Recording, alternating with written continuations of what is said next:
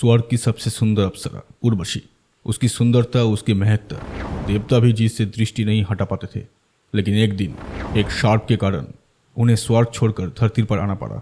धरती पर गांधमदन पर्वत की वादियों में उर्वशी निवास करने लगी।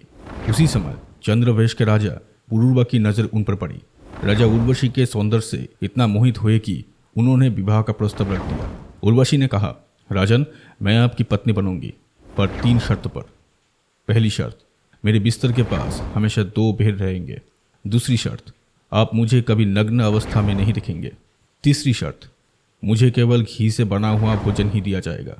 यदि इनमें से कोई भी शर्त टूटी तो मैं तुरंत स्वर्ग लौट जाऊंगी।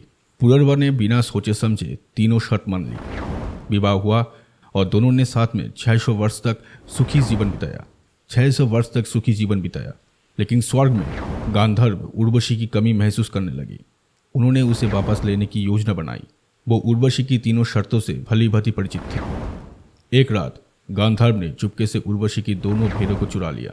जब उर्वशी ने देखा कि उनकी भेड़ गायब है, वो घबरा गई और जोर जोर से पुकारने लगी, राजन, मेरे भेड़, कोई उन्हें ले गया। पुरूरवा तुरंत उठे और बिना कुछ सोचे भेड़ों को बचाने के लिए नग्न अवस्था में उनके पीछे दौड़ पड़े। तभी गांधर्व ने बिजली सी चमकती हुई आग जलाई, जिसकी रोशनी में उर्वशी ने अनजाने में राजा पुरूरवा को नग्न देख लिया। पहली शर्त टूट गई और उसी हंगामे में उर्वशी को घी से बना भोजन नहीं मिला। तीसरी शर्त भी टूट गई। अब दोनों शर्त टूट चुकी थी और वचन के अनुसार उर्वशी को स्वर्ग लौटना पड़ा। पुरूरवा अकेले रह गए। उनकी आंखों में आंसू, दिल में दर्द और स्मृतियों में बस एक नाम, उर्वशी। कभी कभी प्रेम इतना गहरा होता है कि देवता भी उसे तोड़ नहीं सकते, पर एक क्षण की भूल सदियों की जुदाई बन जाती है।